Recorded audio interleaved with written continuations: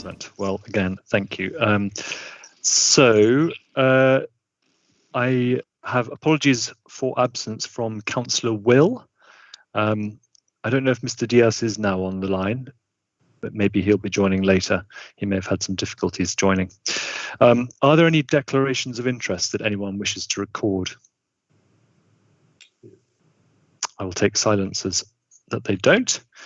No, thank you.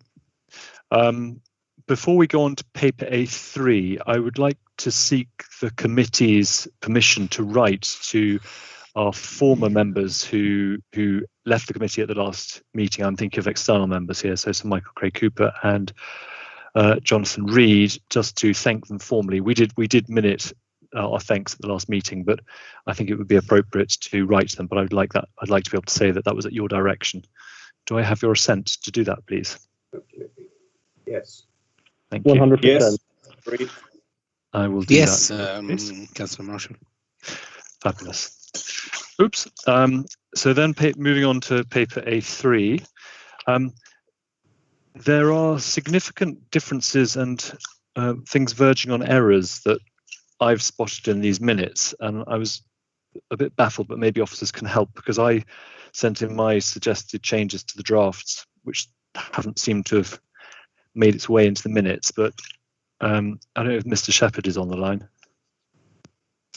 I am, Councillor Marshall. My understanding is all your changes were incorporated, and if that hasn't happened, then I'm very sorry. They don't appear to be, I'm afraid. So it's difficult in this format, and I don't want to sort of start doing drafting on a presentation.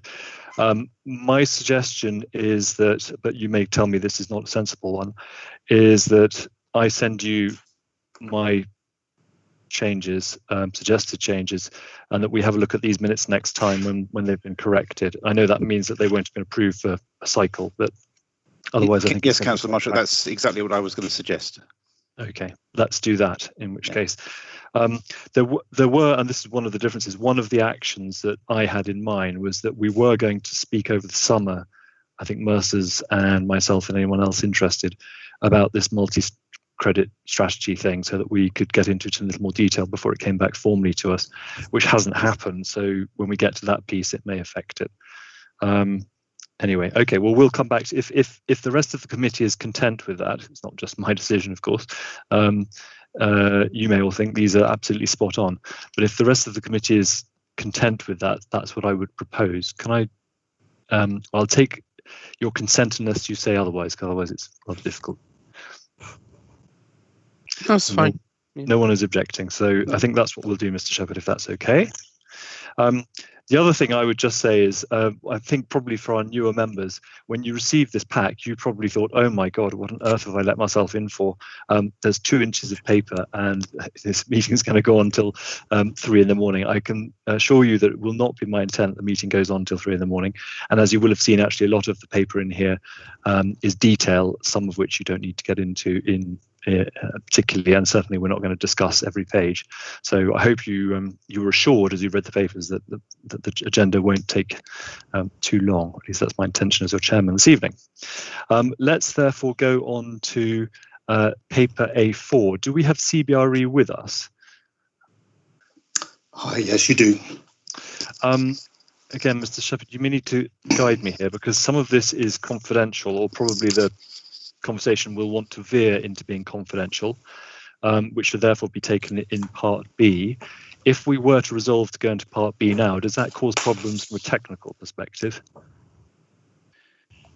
Well, Councillor Marshall, it's not ideal, but of course one thing you could do, of course, would be to take this at the end, this item, and then seamlessly go into part B when you needed to. I could do. Reorder the agenda is what I'm saying. Yeah. Absolutely no. I had thought of that, but typically we try and allow people, our external guests, to rescue some of their evening if possible, because by the time we get to part B, it might be a little bit later.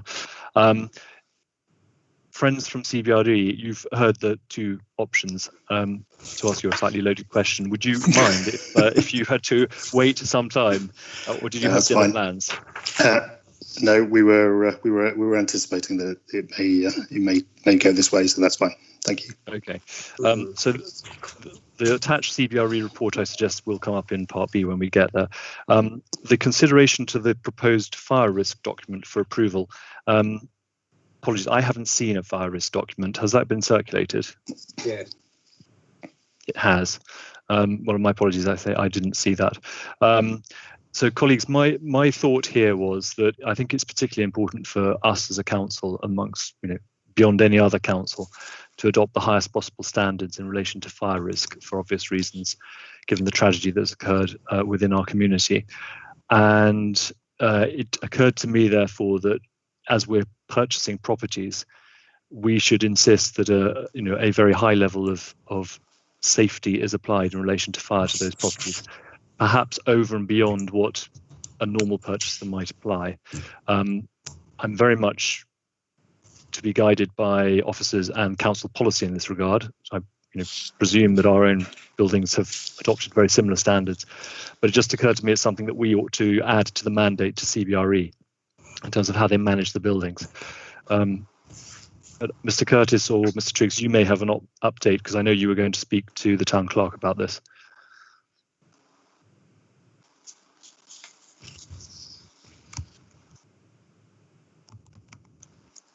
Mr. Curtis or Mr. Triggs?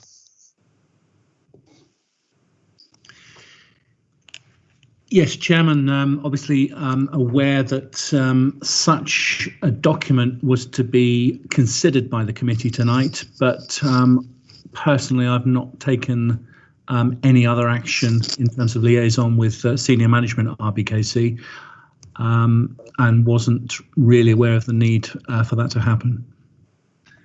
I'm referring to an email you sent where I thought that was what your plan would to be. But anyway, it sounds like, again, if I may then, could officers take the proposal from CBRE and run it past the internal experts in this area? As again, I think as a council, we must now have such experts.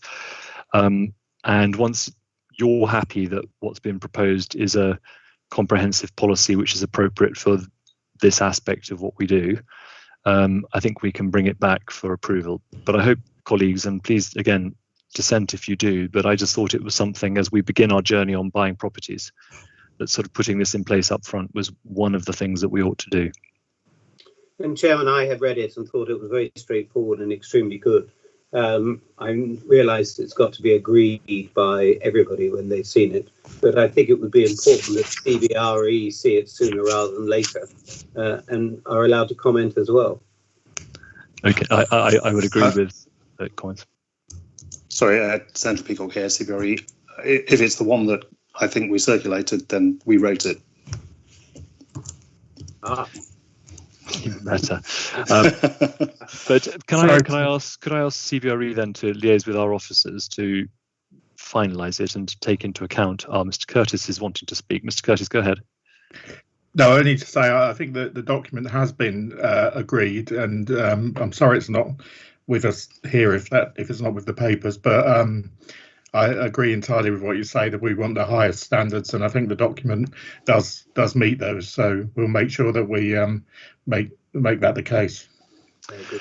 Mr. Shepherd, in which case, if we can, would it be permissible if we resolve tonight that it's agreed, subject to confirmation, or the necessary form of words, to give us all the chance to read it, and then we can feed back by email, essentially de facto that we approve it by email, but I'm not quite sure of the dance we have to do to do that. If that's what the committee agrees, Chair, that can be minuted, yes.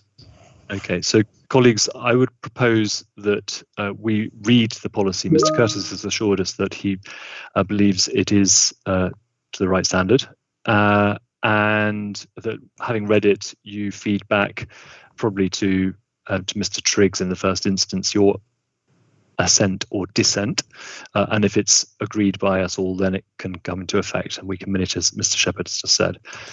Can I seek your approval, please, for that? Yep. Yes. Thank you. Good. All right. So let's go on, if there's nothing else on that piece, because we'll come back later to it, to paper A5 around the Supreme Court decision.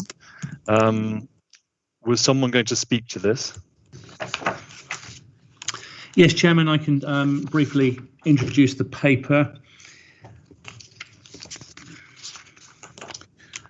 So this is an information paper for the committee concerning a Supreme Court decision that was enacted some weeks ago. It concerned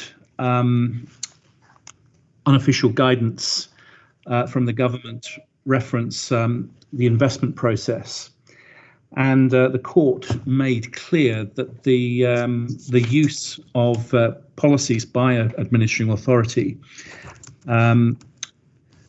was inappropriate where the authority had originally put in place embargoes and restrictions on particular types of investment. Now, the government, in its unofficial guidance, wanted to make clear that that was inappropriate use of power, and also stated that authorities should not pursue policies that are contrary to UK foreign policy or defence policy. So this went all the way to the Supreme Court. It was a majority decision, 3-2, and the judgment overruled on previous courts and made clear that administering authorities do have that power to put in particular policies on the investment process. And the key words here are how and what. And the judgment by Lord Wilson concluded that the inclusion of how and what, what investment processes and how those investment processes are arrived at is the key distinction. So therefore, the 3-2 majority overruled previous rulings. And in terms of the potential implications, it makes clear that authorities need to be aware of the particular requirements of the guidance that was overruled, and this especially concerns the environmental, social, and governance issues. And funds can take non-financial considerations into account. It does require us at some point, I would say, to review our responsible investment policies and make sure that in terms of the whats and the hows, how those are set out. But one of the key messages, again from Lord Wilson, is that these LGPS funds are not public monies, and the Supreme Court's made clear that the responsibility for investment process rests entirely with the administering authority and therefore the committee in RB Casey's case. So what the government will do about this, there could be further legislation to overrule some of this in specific legislation or regulation, but for the time being, we are at this process. Thank you, Chairman.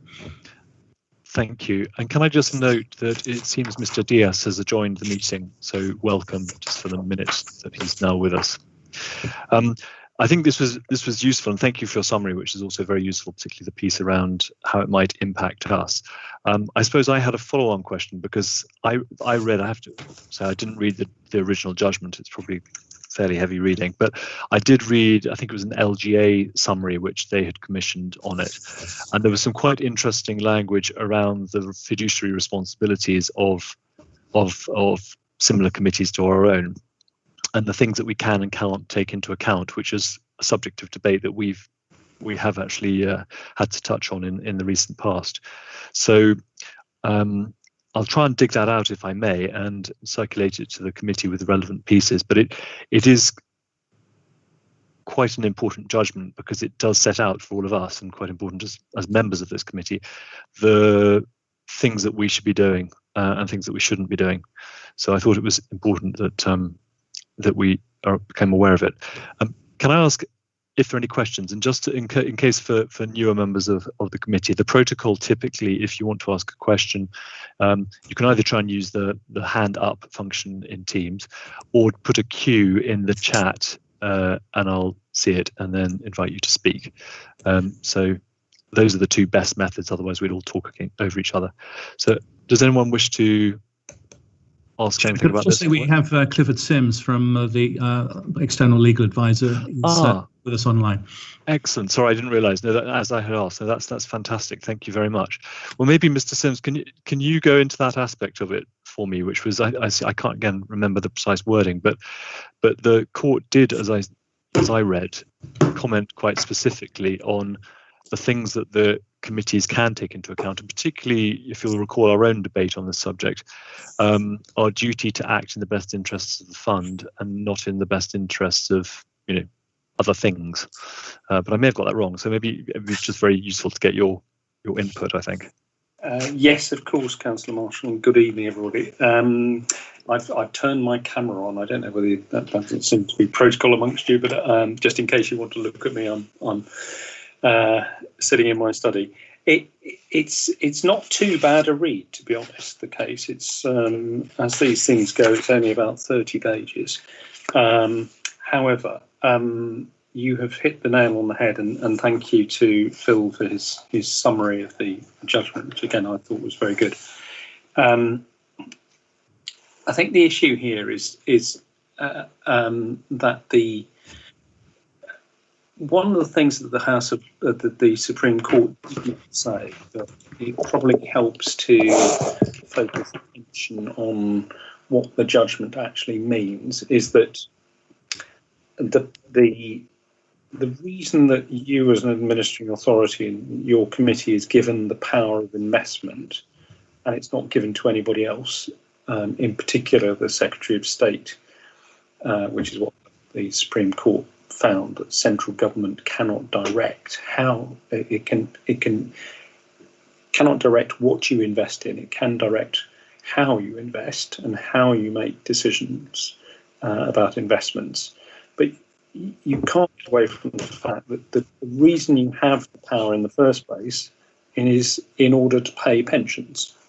And I think if you, as a committee, bear that central message in mind, and always refer back to why you have the power in the first place, in order to pay the pensions to the members of the authority's pension fund, then you won't stray too far wrong. The court, because this is a judgment which is concerned with judicial review, and therefore it was brought to the stage of the Supreme Court, did not get into too much of the minutiae of what factors are and what factors may not be taken into account when reaching investment decisions. The normal rules of that apply in public law would apply to reasonable decision making, and you'll be very well aware of those from your other duties as elected members. But there are certainly there is a primacy about the judgment, which Phil mentioned in his summary of it. The primacy of the importance of the members, as you said, Councillor Marshall,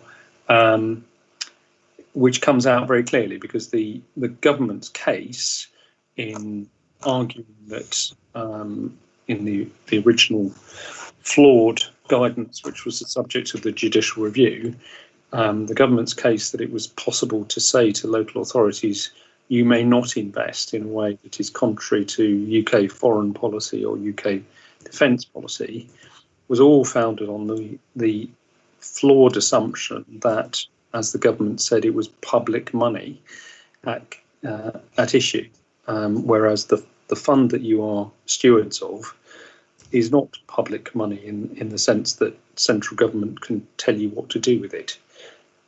It is money held by a local authority in a fiduciary capacity in order to pay pensions, and therefore that leads to the conclusion, as the leading judgment from Lord Wilson says, must invest in the best interest of the members.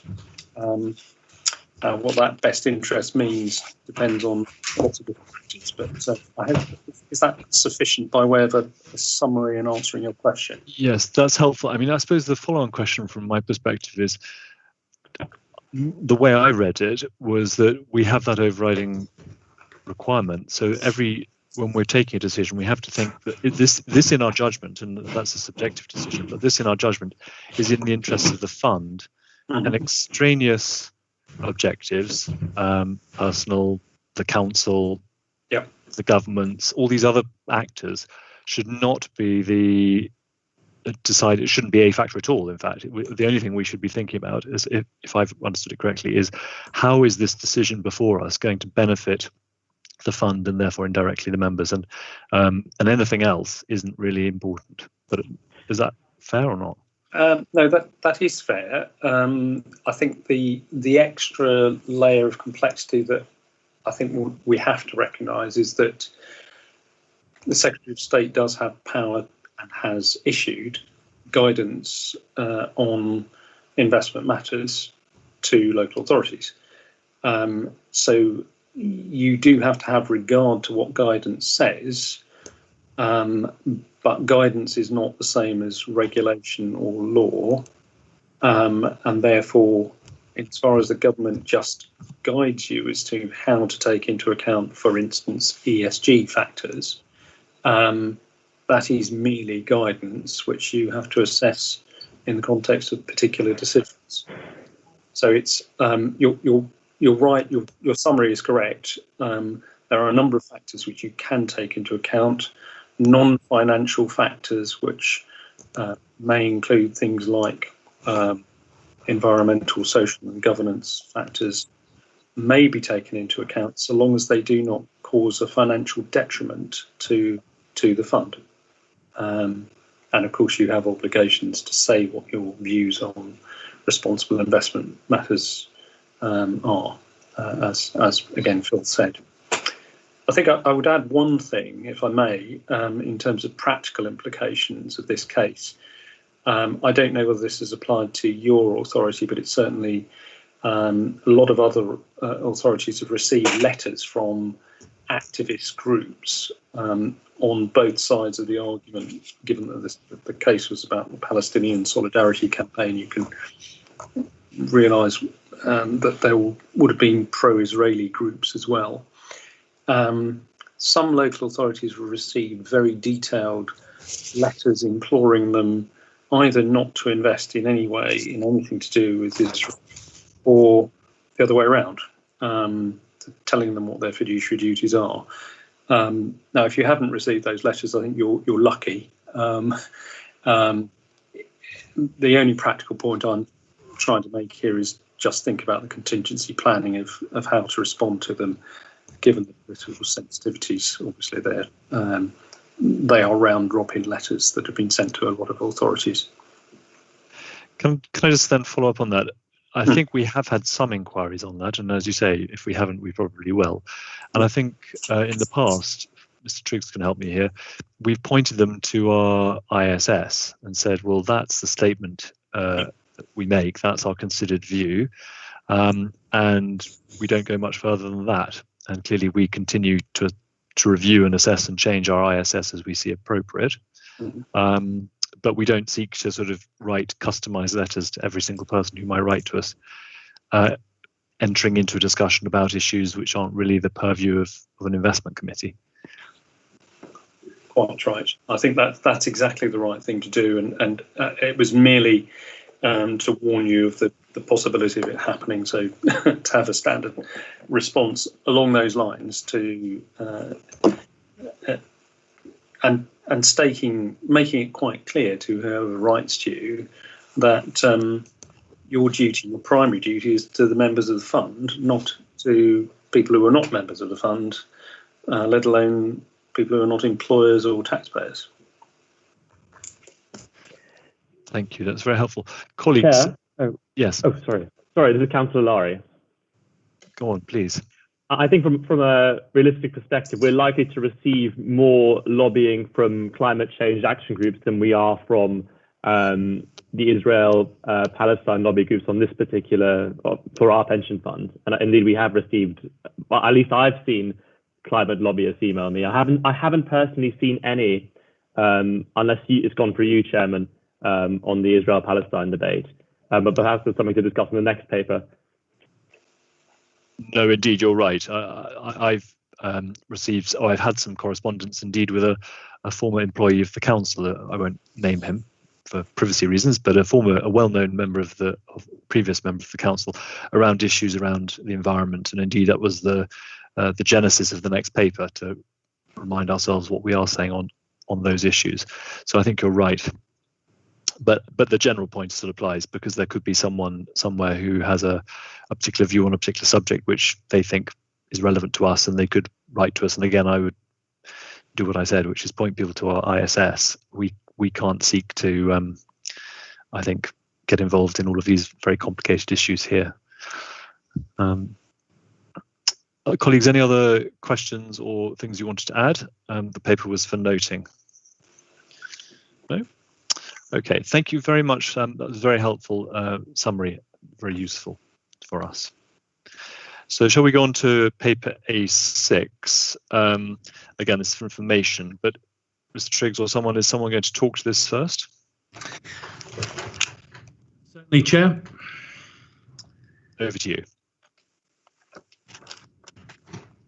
So, Chairman, this was a report at your request, which sets out the voting records of 3 of our fund managers, where there is voting on specific shares that is possible. There are 2 types of portfolios. Longview holds a segregated fund, so as such, within that fund, the RBKC fund has direct ownership of the shares within the portfolio, and therefore some more leverage as to how those shares are voted. The other type is holding pooled units within a fund, which applies to Baillie Gifford and Legal & General. So the leverage over those types of portfolios is less. But we can still, as an administrative authority, we are entitled to engage with the manager as to how those shares are voted, and we can put our opinions if that is appropriate for the wishes of the committee. So the report, within the main body of the report and the appendices, it does set out the voting records and hopefully some idea of what has been voted over the last year and how this process has taken place. So there's not really much more to add, because the report speaks for itself, exactly what's happened with each of the 3 managers, and we've included within the appendices some information on specific policies that are run by the managers, and also specific reports where we've been able to extract those. So very happy to take any questions, Chairman. Thank you. Thank you, Mr. Triggs. No, I thought it was a really useful paper and good summary, and I was very pleased to see the actions and the ways that our managers are engaging in this area.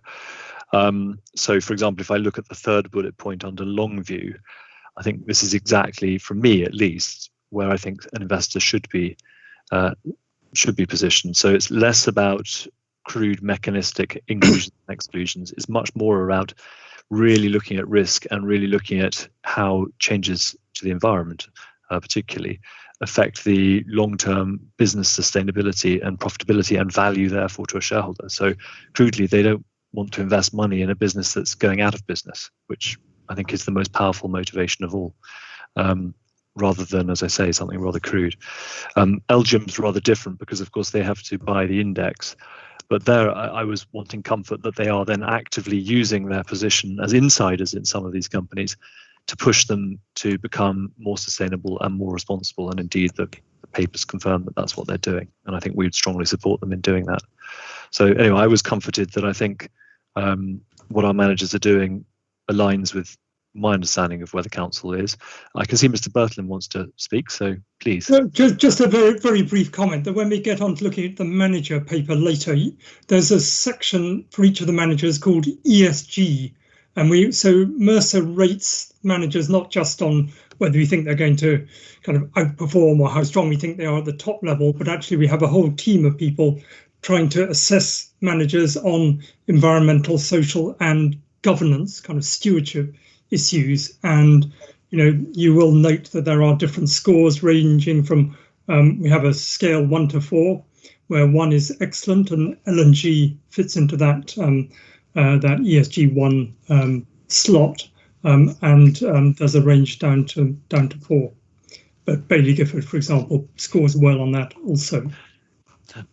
I mean, my own view, and again, I welcome comments from others, is that there's a danger that ESG is used as essentially a barrier to entry or a marketing device by fund managers. So they turn a pretty standard fund, stick an ESG label on top of it and charge extra fees because the consumer, people like us, set out with looking for that label. And I think that is, a slightly dangerous approach, because I don't think that actually has got a lot of substance behind it. What's much more important is that the managers really understand the concepts underlying it, and aren't just applying crude filters and excluding certain sectors on a mechanistic way, but are really thinking about what's the long-term future of this business, which is entirely aligned to what they've always done to be successful investors.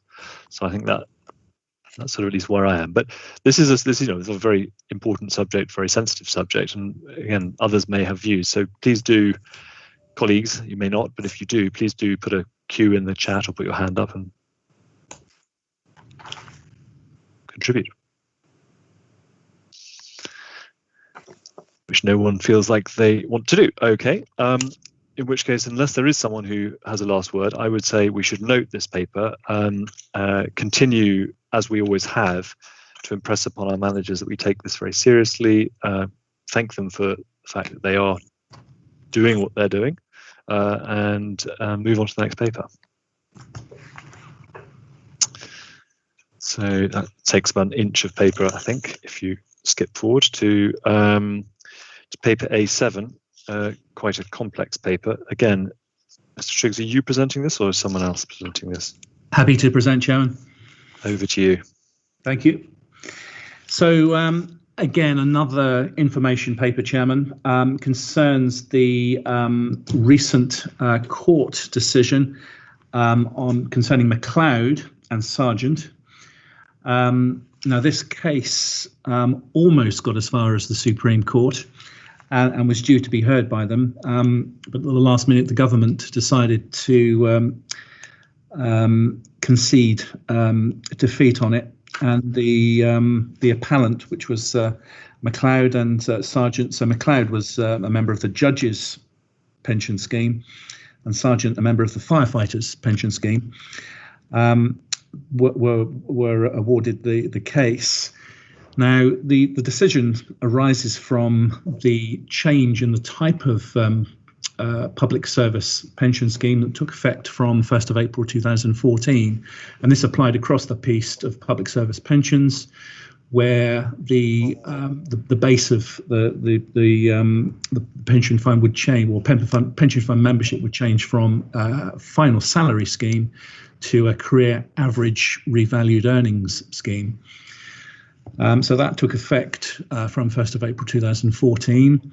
The government decided that the changes would affect all membership, apart from those who had already retired. So if you retired by that date, you were safe in the type of pension you received.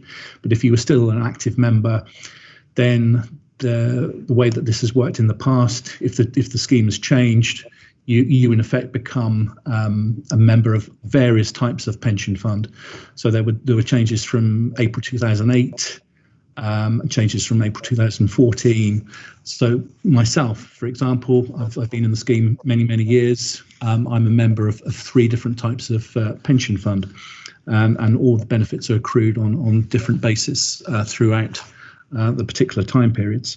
So it can get very complicated. So the government decided that with that change, they would also apply a 10-year tapering period. So if you were within 10 years of retirement as at 1st of April 2014, there would be a lead-in period where the impact of the change might not hit you so badly, with a tapering period over that 10 years to, I think the tapering applied from April 2012 to April 2022. Now, what became apparent with this particular case, which went to a tribunal and then progressed through the court system up to the Supreme Court, was that this tapering period was age discriminatory to the membership, and therefore was deemed to be unlawful. So this paper is all about the solution that's been put forward by government in order to make this right. And it's been one of the most complicated problems to unravel. It's taken the best minds from actuaries and experts over the last couple of years to try and get this in a position where a fair and equitable solution could be applied.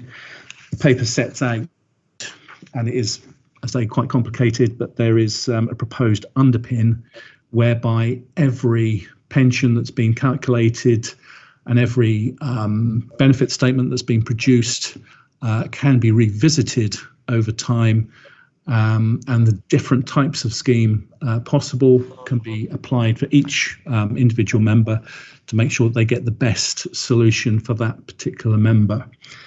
So the solution has been set out in the guidance paper. There is a consultation process that's underway. The deadline for that is the 8th of October. So administering authorities can feed back according to a series of questions. And therefore, once that consultation has been processed, the government will set out the final rules and regulations probably in a statutory instrument to be published a couple of years down the line. But as I say, Chairman, this is a very complicated solution to quite a complicated problem, and this paper does try to set out in its best way as it can what has happened, what will happen in the future. Thank you. Thank you. That's very helpful. I mean, I took away it's very complicated. Didn't seek to totally understand it, but did get that point. But I did also note in 4.5, perhaps the other key aspect is that it was written that the effect of the proposals will not make a further material difference to the funding level. Is that still our best guess? So this is complicated. It's administratively very complicated, but it's not going to be a material factor in increasing our liabilities particularly. Yes, in the actuarial valuation of 2019, the actuary did take account of possible changes arising from this case. So he built some buffer into the liability calculation. What will be quite expensive and there could be quite a significant cost in terms of the administration of the fund. So the staff that would need to be employed to work all of this out. That could be a factor in the future administration. So we can cross that bridge when we come to it. That's helpful. I see Mr. Hobson's added a note saying the estimate was around £12 million for this in terms of the underpin for 2019. So that's about 1% of the fund. So it's it's a big sum, but it's not massive relative to daily movements, for example, in our investments. Colleagues, again, questions? Anything anyone wishes to contribute at this stage? I don't see anyone. So thank you very much. Let's move on then to paper 8.8, which again is for information around the quarterly performance review. Is anyone intending to speak to this, or should we go straight to discussions? Happy to go straight to the discussions on this one, Chairman. Thank you. Well, several points that I picked up, which I'm sure others did too, which is around Longview's underperformance. I think that comes up later. Also, the underperformance of the two property funds that we're invested in. I hasten to add that's different from the direct investment that we will hear about later. And a question, I suppose, perhaps to Mr. Bertlin, which he can either take now or again take later. And it's relevant to CBRE too, is whether we should be looking at listed REITs. It was one of the options I think we looked at and discarded previously, but as an alternative to get exposure to property in the round pending investment in our own direct properties. So a couple of questions there. Can I just seek answers to those, or at least a direction that you're going to cover them perhaps later? And then perhaps just a comment on REITs. I think that it's it's not a hugely liquid area, and I think and some of these would be potentially very specific. So I think that I would not particularly encourage use of REITs. Quite expensive to get in, get out. I think I would hold off. Okay, thank you. Councillor Bennett, you have a question or a statement? Yes, thank you, Chair. It was a question regarding the Bailey Gifford report, and you know, as you know, I'm a new member, so this may have been covered in previous meetings. But one thing I noticed was in the new purchases, and I think this is one of our new purchases, though it could just be new purchases that Bailey Gifford have made in the last quarter, is the CBRE group. And I was just wondering what level of oversight, I know I think it's a very small percentage, but what level of oversight there is to see if there's sort of, because obviously we have money with CBRE fund elsewhere, to see the extent to which this affects our diversification or risk profile if one of our funds is buying something which either is, you know, CBRE is one of our other funds or sort of cross-investing. If that makes sense. Yeah, sort of almost a conflict of interest or indeed some sort of accumulation of risk. I don't know, Mr. Burton, why don't you have a go at answering this one? Yes, I'm not sure I quite understand what, you know, could you just give a very specific... Well, yeah, so let's say, I think, as I say, this is very small, but if Bailey Gifford had bought a large amount of CBRE group, and then elsewhere we've got a large percentage of our funds invested directly in CBRE, yes, then it's not as diversified as perhaps we would think it would be. Yes, I can see that there is a risk of that, and it sometimes is a good idea to step back, as indeed you are, kind of looking at the investments right the way across the piece and thinking, actually, are we doubling up in any areas in terms of exposures? My thought is, it's, you know, this particular one won't be very large in the scheme of things, but it is worth thinking about. And I do see elsewhere where, you know, there are managers who invest in property. You know, you might well have a lot of exposure to, you know, Tesco or whatever through a property fund. You then find you're buying shares in Tesco. You then find that somebody else is buying bonds in Tesco, and you should step back and just make sure that doesn't happen and that it's not excessive. I think it's a good observation. It's good discipline. My guess is, you know, I think you're okay in this case. Okay. Well, thank you. Thank you, Mr. Diaz. You have a question. It's more of a comment. I was just going to add that the risk profile between the two is likely to be very different, or is likely to be slightly different, because if Bailey Gifford buys CBRE, then we have exposure to the asset management business and not necessarily to the direct property holdings. So there will be some differences there between the exposure. So the overlap will not be linear. Yes, and presumably there's a materiality for it. So, for example, if we were a massive client of CBRE's, to the extent our decisions on their mandate could move their share price, then that would be one thing. But I guess our fee, sadly, although we think it's far too high, sadly probably isn't going to move the market at the scale that we're paying. But we're very happy to pay less if that's a concern. He jokes. Good. Mr. Hobson, you've put a comment on the chat. Do you want to say those things? It'd be useful.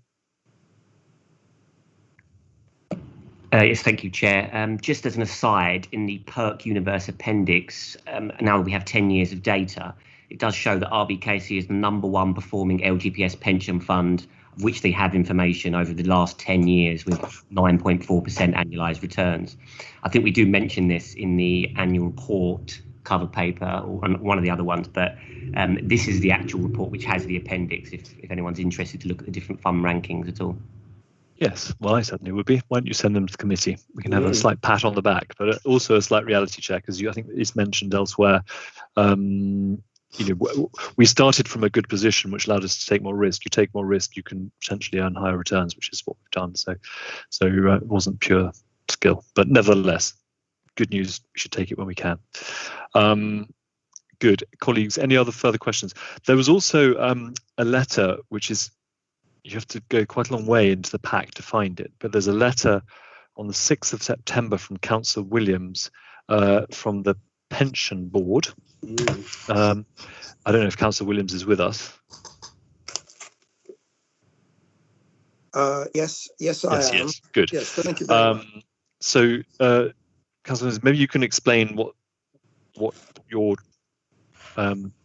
points are.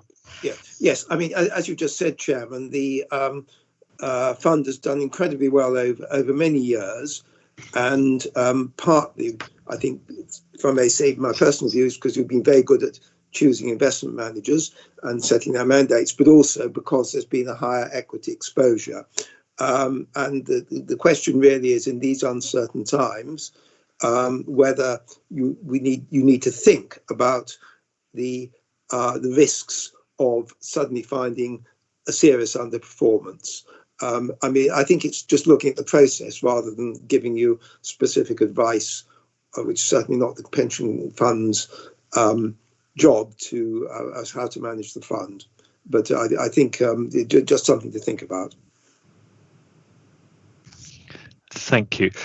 I think I'm just trying to think how many of you have been on this committee for very long. But anyway, historically, we've always taken the view at the committee that it's, in terms of our portfolio construction, that we certainly wouldn't try and get into tactical asset allocation at the committee.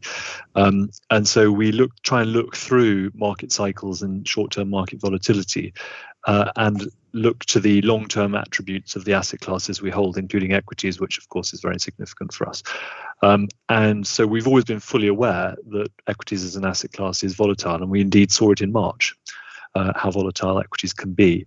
But equally, as we look at that and we put that into our optimization, now assisted by Mercer, but also their predecessors, Hyman's, you take that into account. And indeed, the actuary in his calculations, if you recall, specifically included a factor, which is why our fund was funded at 125% rather than that I always have 156% in my mind, but it may have been a different number, because he put an additional discount to the long-term expected return that we could have, that we could expect from the asset classes to which we're exposed, precisely because potentially asset classes might correct. So if you start from that position, actually we're in the fortunate position that we're so well funded, especially if you unwind his additional discount, that even with very significant volatility, we're unlikely to, even at the worst point, I say unlikely, it's not impossible, become underfunded.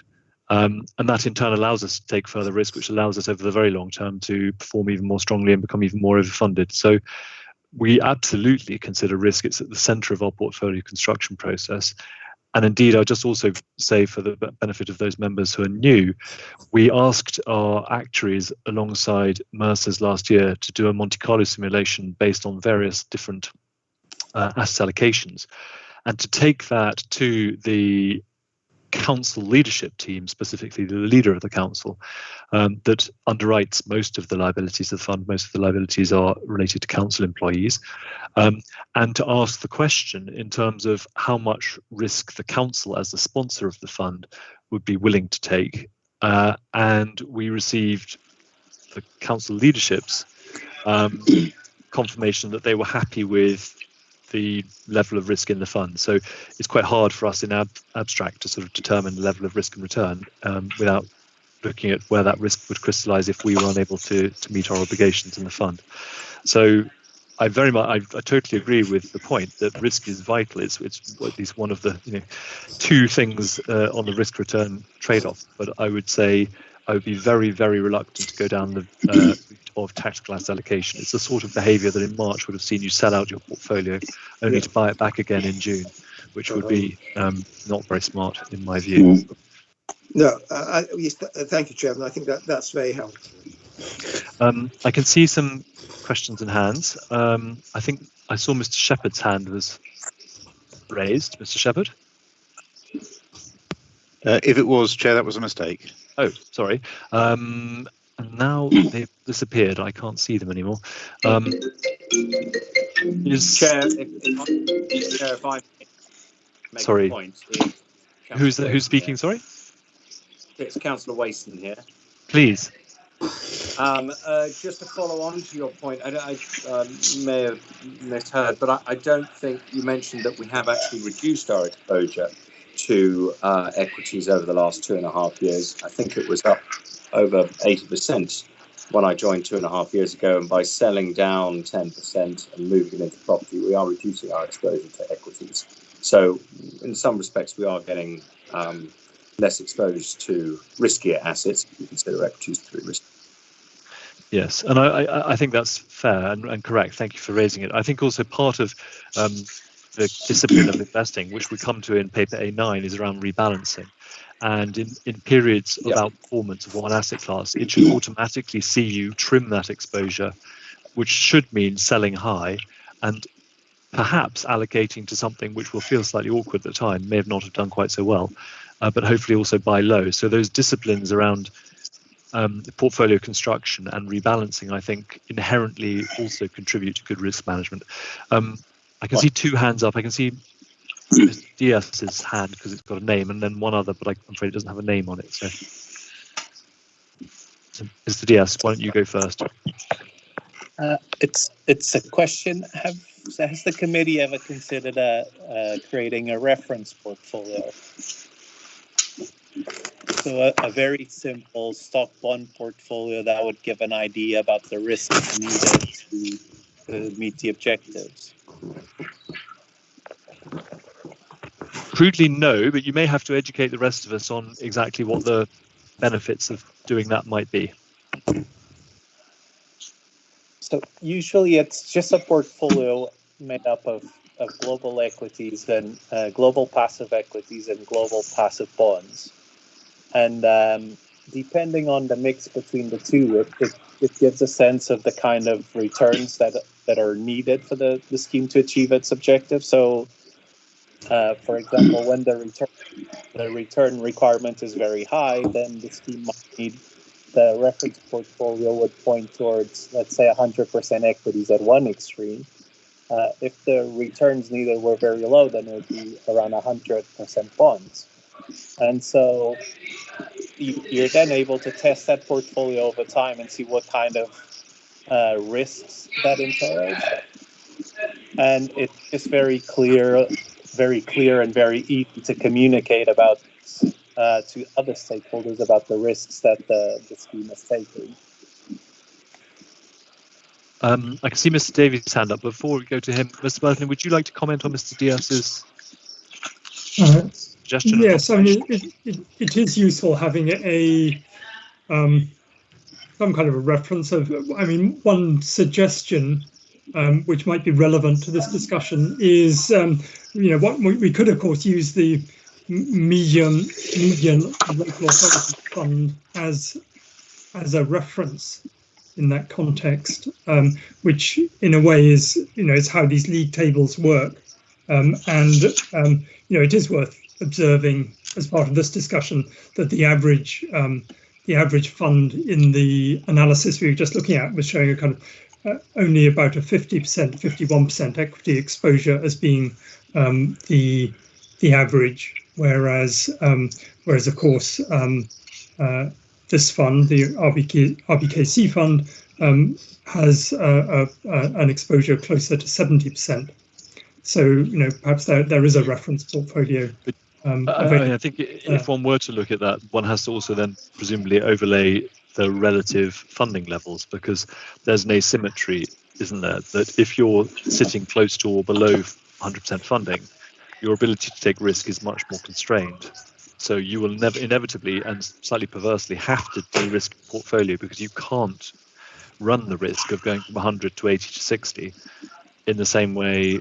There's an asymmetry, as I say. You're very happy to run the risk of going to 120, but you just can't long term allow yourself to go down. So you're going to be forced to de-risk the lower your funding ratio is.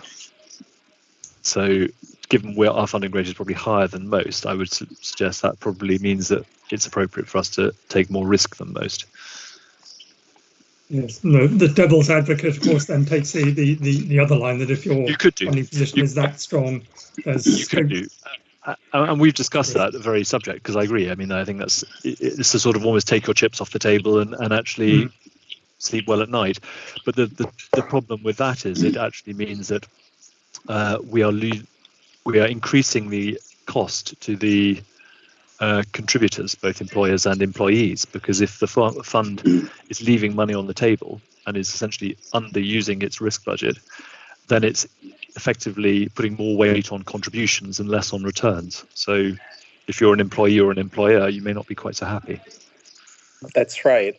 But sometimes that you're exactly right. But sometimes it can help fine-tune and help find the right balance between how much risk and how much return the scheme can go for. Well, maybe it's one to, if I can, if you wouldn't mind discussing it with Mr. Bertlin and officers, and if it's something that they and you think has got traction, it will be quite interesting to see it. But let's just sort of see. Maybe you can take that one offline. Okay. Well, welcome to do so. Thank you, Mr. Davey. I think you have a question. I can see a hand. Yes, Chairman. I had 2 comments. I also need to find out how to put my name on the list, or at least on the screen. But the equity performance, sort of being second over 5 years and first over 10, is clearly very impressive, and that's come through the equity weighting and equity selection, but also in those tables, the alternatives performance, which was mainly property, was sort of down at was 57th. So that might suggest some areas to be looked at in the future that could be better. And the second point about the letter from the pension board, that actually it's interesting that the legal and general passive fund actually has more money in US large cap technology than the Bailey Gifford fund, and that letter was sort of noting Bailey Gifford's technology exposure, but actually the passive, the main passive fund that the pension fund actually has more in US technology. Bailey Gifford's technology exposure is sort of more diversified internationally, which is why they've done well.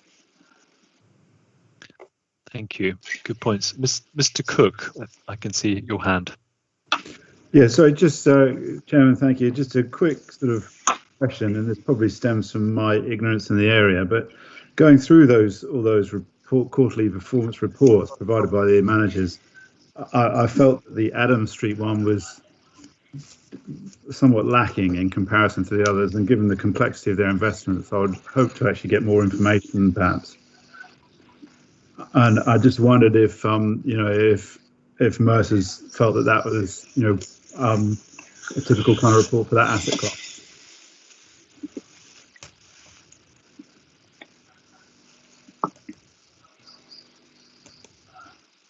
Mr. Bertlin, I think that was a question to you. Yes, I think it is a complex area. To be honest, I think it may well be worth kind of inviting Adam Street in to explain themselves and their performance. It is also a more complex story in terms of performance, given that they're not in liquid markets, and obviously the way in which performance is reported is different than for kind of publicly listed equities. Yeah, I absolutely, I get that. I get nervous of people's ability to report information on illiquid markets because I want to make sure I know who's doing it and what their motivations are. But yeah, it'd be good, I think. We of course, some of us have had the benefit of seeing them over many years. I don't know whether you've ever engaged with them in another world.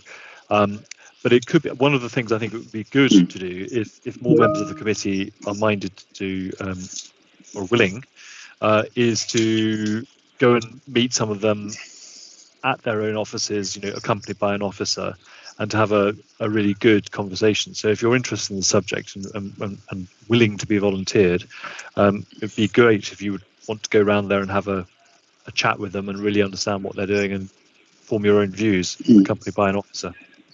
Well, I'd certainly happily to volunteer. Okay, well, maybe we could, Mr. Triggs, try and arrange that if that's possible. Happy to arrange that, Chairman. Thank you. Thank you. That'd be great. And then you can report back to us on what you found. Indeed. Good. Are there any other comments on... Oh, hold on. Yes, I can see some. Here we are. Mr. Diaz is also volunteering to go, so that would be very good. And various comments which I won't repeat, which Mr. Hobson's put on the chat thing, which you can read for yourselves. Are there any other comments or questions in relation to paper A8 and the appendices thereof? No? Good, and I include by that Councillor Williams as a question. No, I'm going to move then on to paper A9, please. Again, Mr. Triggs, are you saying a few words, or? Yes, briefly, Chairman. We've submitted the paper in terms of the proposed asset allocation in order to formalise exactly where we stand. The paper does describe the journey or roadmap that has been followed over the last couple of committees. So we've got the position 31st of May 2020 and up to 30th of June. And then with the most recent changes, which involve the liquidation of Perford, the winding down of the CBRE pooled property fund, the RAFI 2.5%, and the direct property. So that's shown on the final page, paragraph 6. Obviously, that table doesn't show any fixed income replacement for Perford, and it doesn't take account of any multi-asset credit decision or any fixed income solution that might be applied in the future. But we feel it's important to formalise the asset allocation as where we stand today. Couldn't have said it better. I absolutely agree. We definitely do, and I do think it's for newer members of the committee. You'll note that we had an absolute return fund until very recently, and had an allocation to an absolute return fund, which we've removed, and we temporarily parked those assets a little bit, 3 percentage points, I think, into global equities through our tracker funds, and essentially the remainder of 5 percentage points to cash, although the route was slightly circuitous how it happened. But essentially that's what we've done. But that was very much a let's park it so that we weren't completely out of the market, rather than that's where we think we should end up. So we'll talk in a second about potential options and potential strategic options. But I think Mr. Triggs is exactly right, which is we need to update our allocation to where we've got to, and then if we want to further update it subsequently to include a different asset class, we can then do that. Good. So we're asked here, are there any questions or comments on this before we ask you for a decision? I'm not seeing any. So we're asked to agree the investment allocation, which is the allocation shown under 6.1 of the paper. Again, can I take your assent unless you wish to now dissent? Yeah, I agree. I hear no voices of dissent. So, Mr. Shepherd, I think you can note that that was agreed. Thank you. Let's go on to paper A10, please. Now this, I note there are some papers which are in part A, but there are also some papers which are in part B. Mr. Burton, are we going to be able to have a full and wide-ranging conversation solely on the basis of what's in the public domain, or are we going to need to go into... Yes, I think we can, and I think that if there needs to be reference to the part B, that can perhaps be picked up later. I think the core of this presentation, which actually will be given by my colleague Noel Collins, who is on the line, who is an expert. He's a specialist in this area, and he'll try to show what this multi-asset credit amounts to, and we'll discuss the various flavours that it can take, and the point about the Part B is to just give one or two illustrations of very specific managers and their MAC, their multi-asset credit offerings, which can be quite different one from the other. Okay, thank you. I mean, I would just say, I think when we last spoke about this back in May, the view was slightly sceptical. Yes. Slightly sceptical about this. And I think what we were wanting to do over the summer was try and learn a bit more, but that's fine. So we're going to try and learn a bit more now. That's okay. But I think all credit to you for bringing this to us as an idea. As we said, we do need to think about that replacement for our absolute return fund. But our long standing policy on this in this fund of only going for things that we truly understand and avoiding they're very clever, just trust them type investments. So for your colleague, he should know that there's at least in me, there's a sort of slight cynic in the mix. But yes, Noel has been briefed accordingly. Excellent, good. Well, why doesn't he take the stage? I mean, if you could, I don't know how long you were intending to speak, but if you try and keep the speaking sort of relatively short and the questions as long as possible, that would be great. Okay, thank you, Chairman, and good evening, everyone. Can I just check, Piers, will the sort of slides come up as I speak? Or can yes, you... I hope so. Is somebody in control of the... Or maybe I can take control. It seems to give me this option. I don't know whether that's possible, but why don't we go back the more old-fashioned way? I think we all have the papers. So you might have to just point us to papers and we can look at them the old-fashioned way rather than getting stuck with the technology. Fine. Okay. Well, so let me just go through some of the slides that we have put together with the aim of, I suppose, explaining what this sort of multi-asset credit strategy idea is. And I'll talk a little bit about that and then I'll answer any questions that you may have.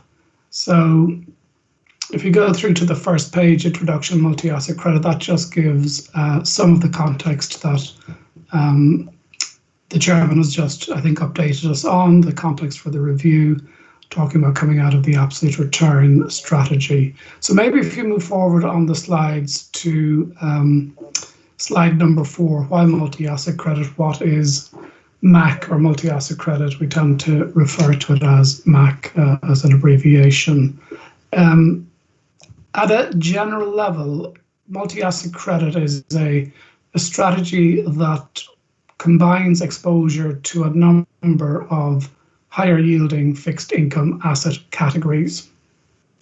And these are categories typically like high yield corporate bonds, so not investment grade corporate bonds, but high yield corporate bonds, which means that these are corporate bonds issued by issuers who are sub-investment grade, so they are higher risk types of issuers. Bank loans is another category of assets you'll find in these strategies. Again, these are loans made to issuers who are typically sub-investment grade in terms of credit rating, and therefore there is a higher level of risk involved, but of course a higher level of yield as well. Other categories you will often find in a multi-asset credit strategy are emerging market debt. So these are bonds issued by emerging market countries and by corporate entities in emerging market countries.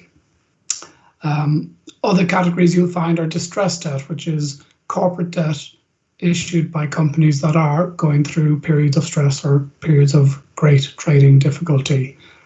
And there's a number of other categories you'll also find allocations to. These would typically be things like securitized debt, which is, you know, bonds or securities that are specifically linked to and guaranteed by particular assets. And the most sort of common, I suppose, example of that would be mortgage-backed securities, which are bonds where the repayment of the bond and the payment of the coupons is linked to a book of mortgages, perhaps, you know, owned by a bank, and those mortgage repayments feed through to fund the repayment of the bonds.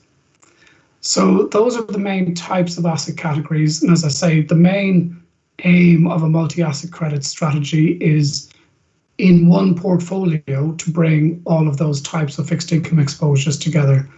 Because I guess you might think of it as being, these are the sort of the less obvious areas of fixed income that people invest in, because people are more likely to invest in government bonds and investment grade credit where the quality is higher. But of course, in the current world that we're in, the yields are very much lower.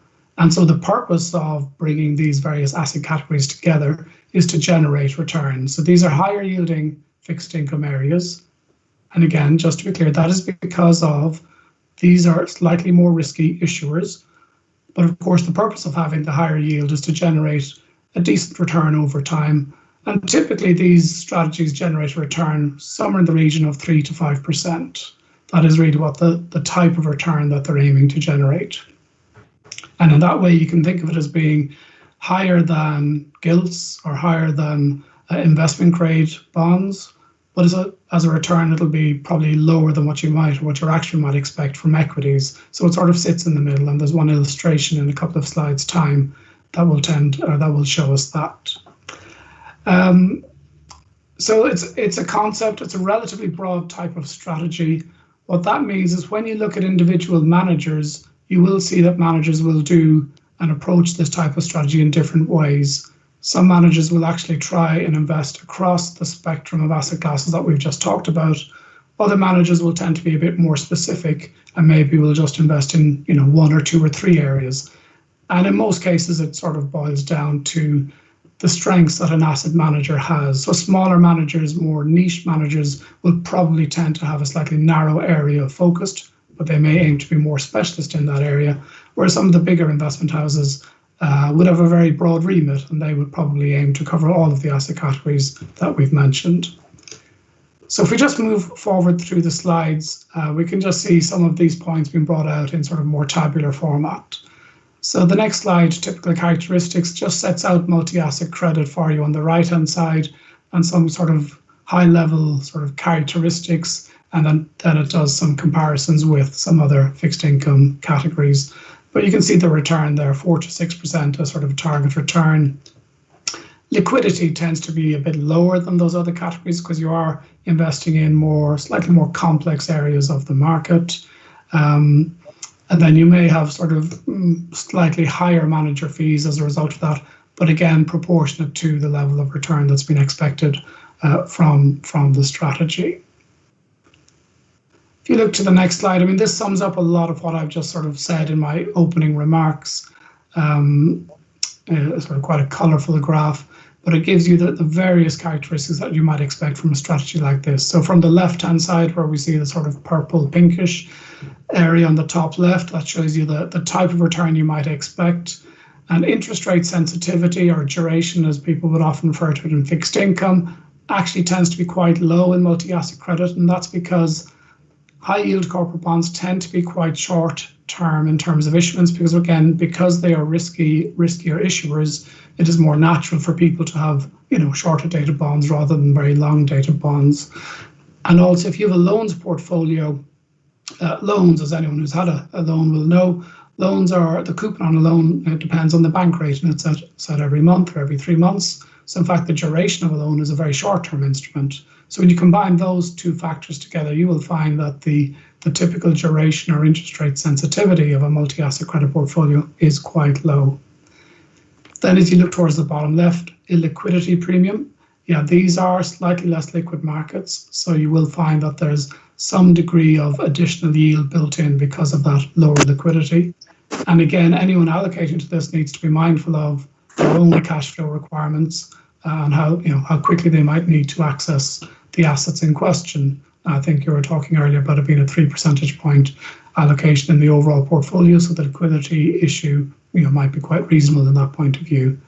But sub-investment grade focus, that is what generates the return. So the issuers underpinning these assets are issuers which are typically in the riskier end of the credit rating spectrum. So then moving to the top right, flexibility and broad opportunities set. The whole idea is to have quite an open and broad aggregation, if you like, of different higher yielding areas of fixed income. And then this goes down to the bottom right. These are the return drivers, and these are what should generate the higher expected returns over time. So I think those are the broad characteristics. The next slide, what makes it an attractive choice, I think just combines those together, an opportunity set. the managers who can bring the opportunities together in a portfolio, and it should generate. It says there, a risk-adjusted return. It's aiming to give you that type of return, sort of halfway between equities and gilts, sort of in the middle of the return spectrum, but at a risk level which would be quite a lot lower than, for example, equities. And in that general portfolio construction point of view, it tends to actually fill quite a reasonable or effective middle ground between equities and safe assets. And so finally, if you go to the next slide, you just see a graphic representation of this, sort of that balance between risk and return. Multi-asset credit is sort of that purple circle, pretty much bang in the middle. And again, it's just reinforcing that point that by combining these higher yielding areas of fixed income, so this is not equities, these are fixed income assets, you have that level of extra security from fixed income assets and that lower level of volatility relative to equities. So you're coming in that middle area of risk and return. We go on to just some slides to talk about the key risks. The very first bullet point on this page is interesting. The return expectation might not be realized, and that is a risk, of course, with any asset investment in any asset market. Markets can fall as well as rise. This is not an absolute return strategy. This is a long biased strategy. It is investing in these markets, and as I mentioned, these markets are markets of slightly more risky issuers, so they will have periods when they do badly. This year, of course, in March, when there was the widespread sell-off of markets, these strategies sold off as well. So if you get a negative credit event or a negative economic event, these types of conditions and environments will lead to negative returns from these assets. But of course, if your manager has done their work and their due diligence well, there should not be many defaults. And ultimately, the assets, the bonds in the portfolio should mature in due course over time, and in that way generate the return. But you will have mark-to-market volatility, particularly if you get adverse economic environments. And that's sort of summarized on the next slide, which just gives you an example of how a multi-asset credit strategy might perform in certain environments. Looking from the left, if interest rates go up, and often for fixed income, people are quite worried about that type of environment because that usually is quite a negative impact on fixed income because of the duration aspect. But as I mentioned earlier, these assets tend to be short duration, so that interest rate impact from rising rates usually is relatively modest. And if the rate rise is accompanied by, or if it's because of an uptick in economic growth, well then in fact the credit part of the portfolio might be doing well because the issuers hopefully are enjoying better financial and trading conditions. The middle one is probably the biggest risk for this type of strategy. It's a credit strategy, so clearly if you do have a credit shock, a credit squeeze, it's sort of stating the obvious. That type of impact would be very negative for the portfolio. And then the third example, if you had a rise in inflation, would that be particularly bad for the portfolio? Probably not. This is a little bit like the first case on the left-hand side. If inflation rates go up, typically you might see interest rates moving in the same direction. But there isn't any particularly adverse direct impact on a portfolio such as a multi-asset credit portfolio. And again, assuming or if the inflation increase is linked to stronger economic conditions, probably the issuers will all be slightly better and enjoying better trading conditions, and so it probably would be a modest positive for the portfolio. So just some example environments there. Let me pause there because the slides up until now and the points I've been mentioning up until now are describing what multi-asset credit is and what it's aiming to achieve.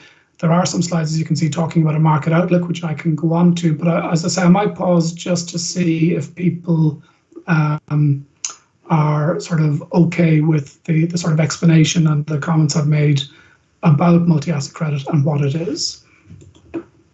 No, thanks. That's a good introduction. Thank you. I had quite a few questions. I'm sure others have quite a few. I can see Councillor Bennett does. I'm just going to, if I can lead off, if I may.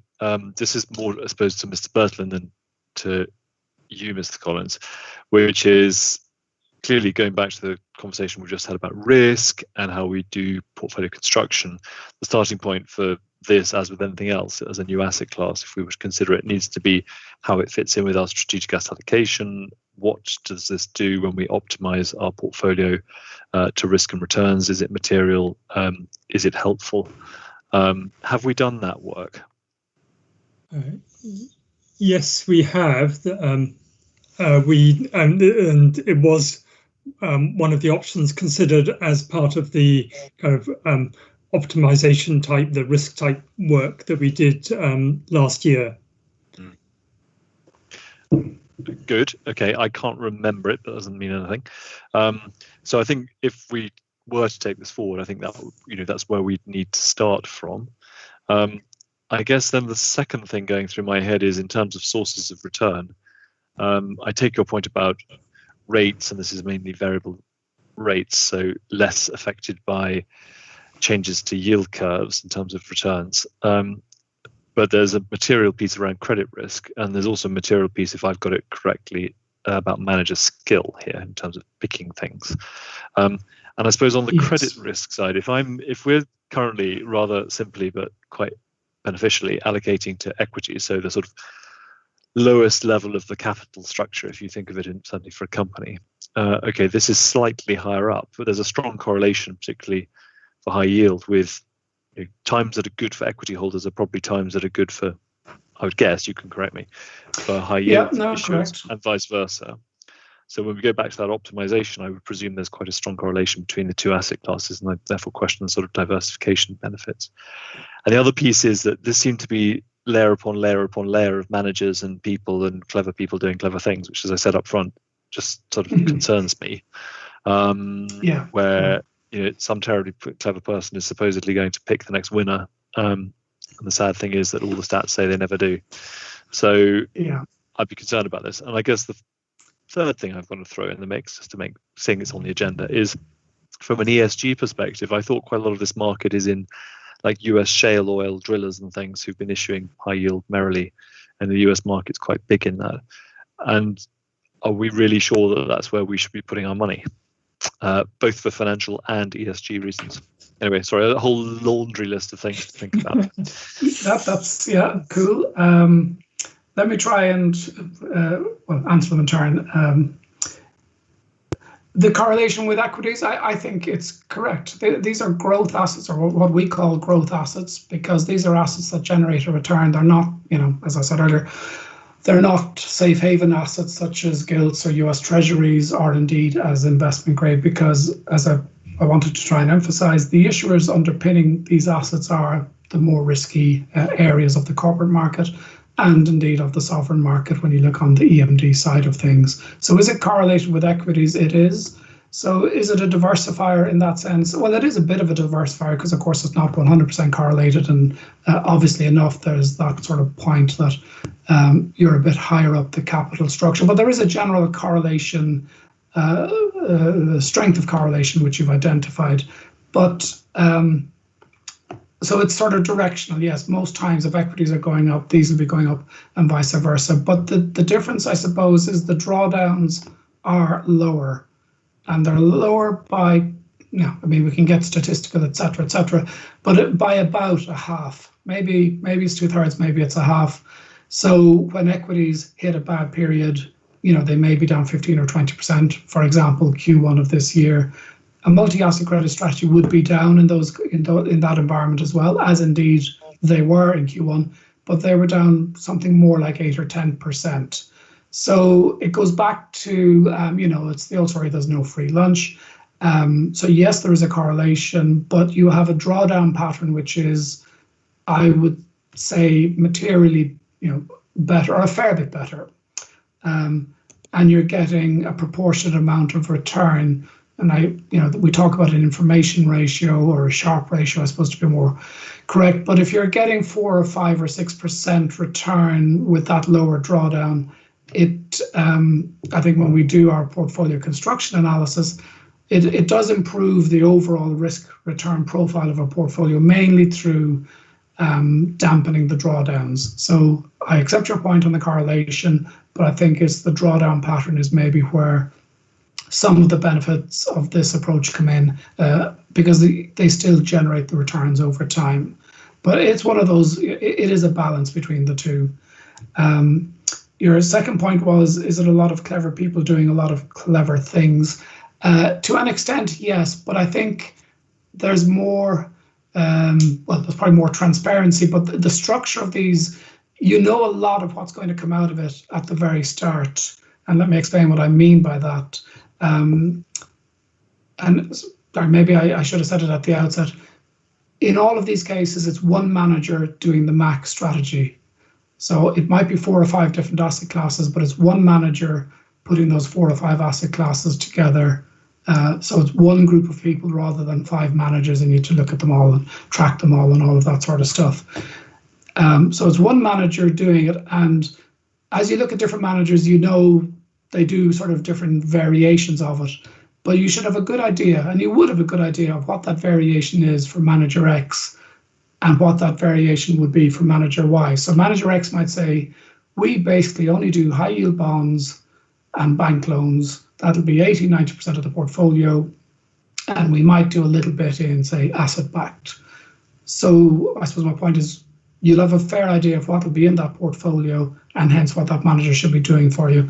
Another manager might say, we're a global firm and we do all of these areas very well. So in this strategy, we're going to have all 5 or 6 asset classes, and we're going to have them in the following weights, roughly speaking, because we think they're of certain points of value.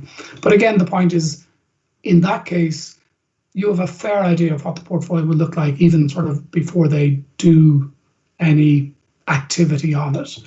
So, 70 or 80% of the return outcome over whatever period we look at, say 3 or 4 or 5 years, is driven by the market. So if you know you've got manager A who's doing high yield bonds, loans, and EMD, well, then you know if those 3 markets do well, that manager will do well.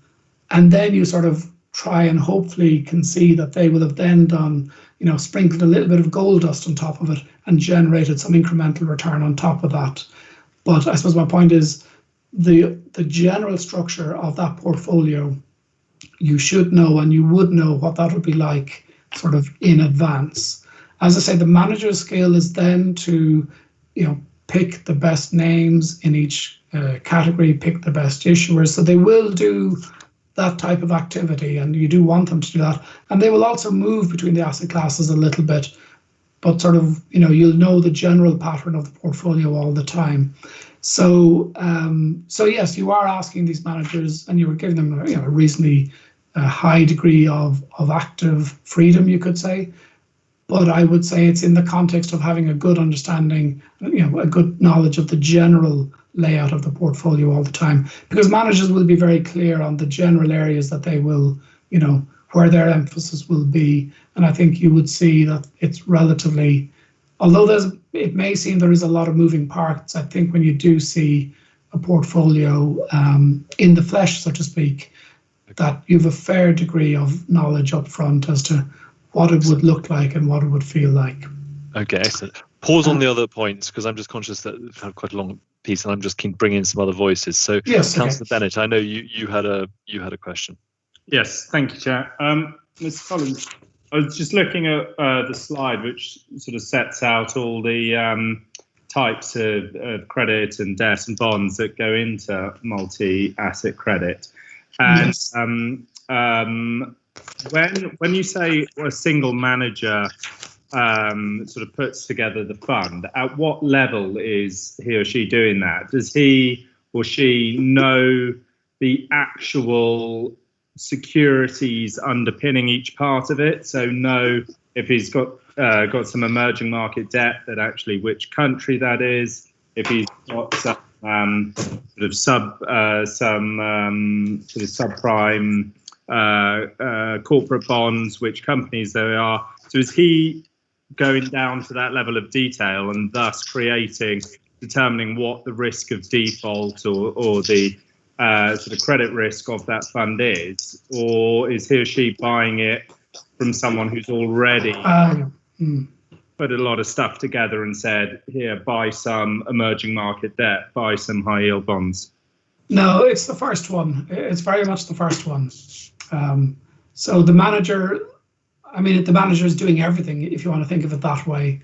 So, which is why, remember, I made one point that, if you look at multi-asset credit from different managers, you might find that, one manager does high yield and loans, for example, and another one does emerging market debt and high yield. And the reason typically why they don't all do everything is because they don't all necessarily have the teams or the expertise in all of those areas. So what we want is that they do what they can do, and then if they can't do stuff, that they don't do stuff, and that's fine as well. Because, not everyone wants the full range anyway. So to answer your question, the manager would do everything, meaning they'll say this portfolio will be, 30% loans, 30% high yield, and 40% EMD, for example. And they'll say we constructed it that way because that gives us a return target of, around 5%, which we feel our clients, will be sort of happy with, or it seems to resonate with our client base. And they'll say within that, we will pick the countries that go into the EMD portfolio. And typically they'll say, because we have, we run EMD mandates for clients anyway, so they'll pick the countries, and the same in the high yield portion and the same in the loans portion. And then they might as well, they will probably move the weights around a bit. So they might say, well, high yield is very attractive today in the wake of the impact of COVID. So in fact, we say normally 30% in high yield, but we might go overweight to 35 or 40% today and go a little bit underweight the others. So they'll do that sort of activity as well. But they will be doing it all. So coming back to the early comment, is there lots of people involved? Well, of course, there's quite a number of people involved within the manager, but in the manager there will be typically either one portfolio manager or maybe one portfolio committee. And so, there's different ways of doing it, but there'll usually be one body, either a committee or an individual, responsible for the whole thing. So that one person can say to you, yes, we're at 32% in EMD this quarter. We're usually at 30, we're at 32 because of X, and we filled that extra 2% with countries A, B, and C, and we did that because of, reason X, Y, and Z. And equally, there's some investment grade issuers. We have some CCC rated names in the US part of the portfolio. And yes, we bought them because, our rationale is, again, A, B, and C. So that would just conscious of the time, sorry. Mr. Diaz also had a question. So, Chair, I think I share a lot of your concerns about the strategy, just in terms of diversification.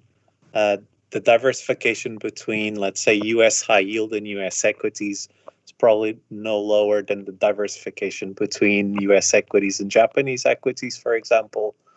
I think the drawdown point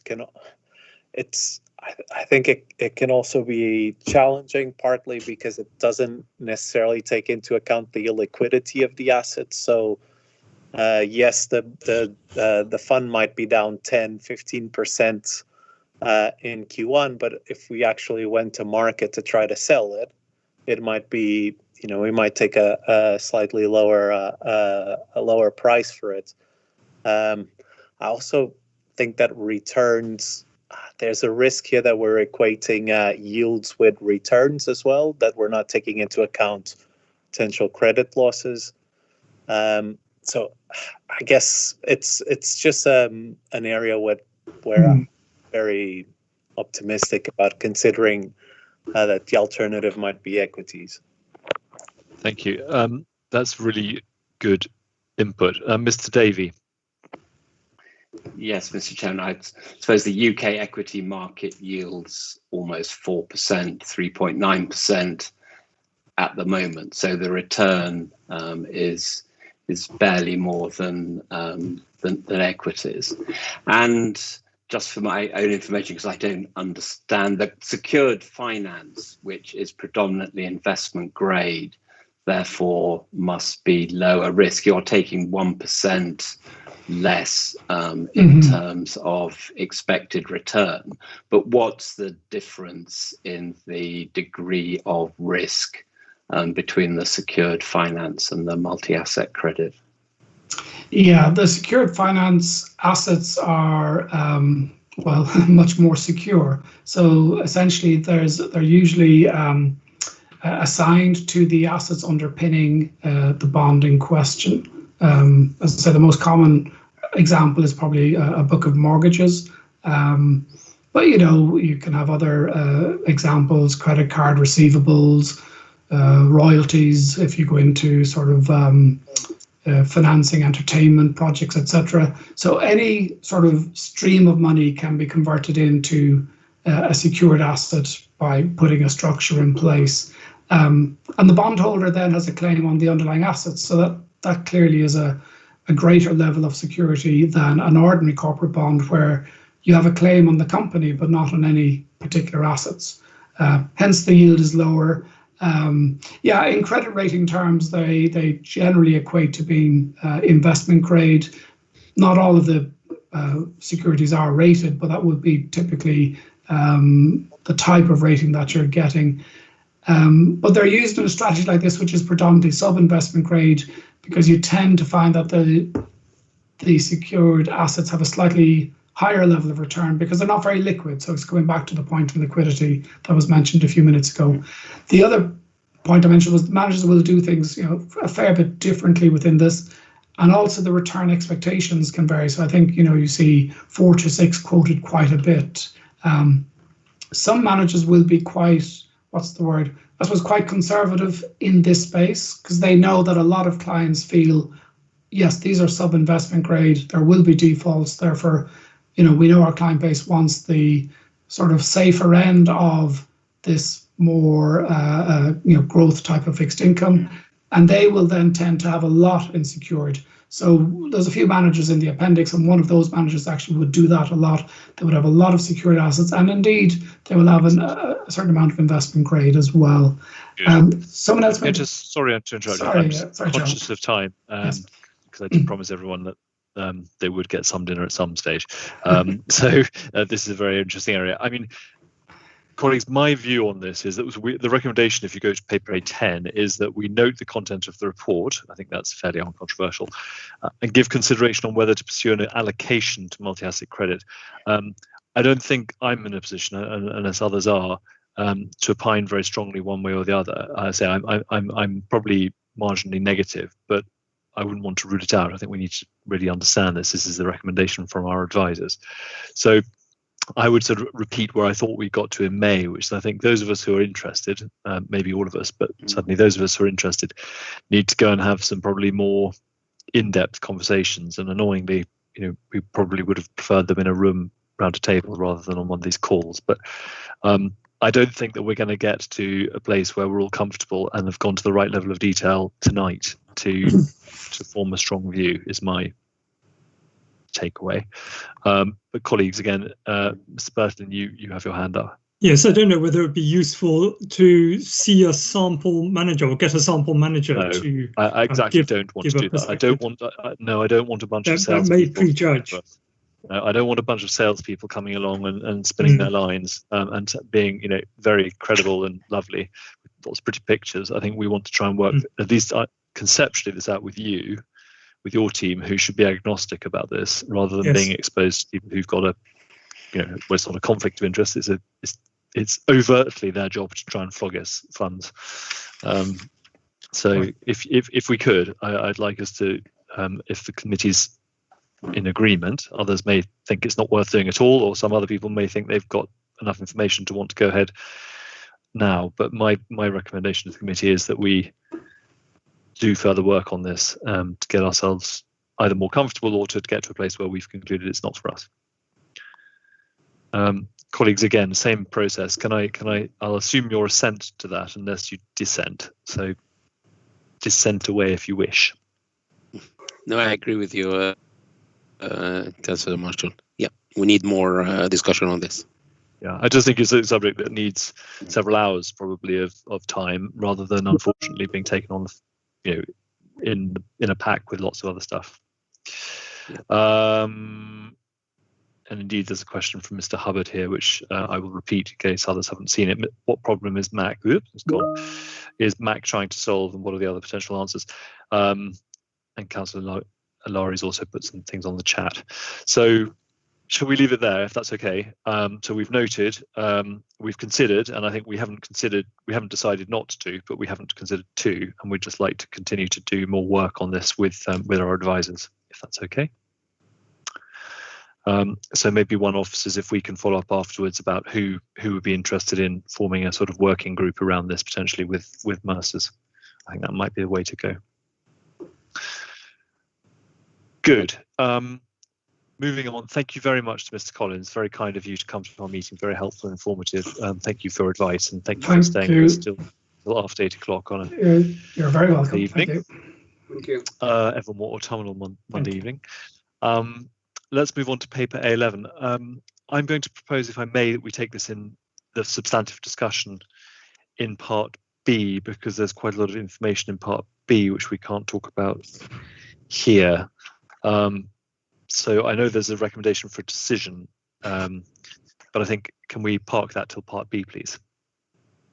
Yep. Let's go to then paper A12, annual investment manager monitoring. Again, is someone going to present this?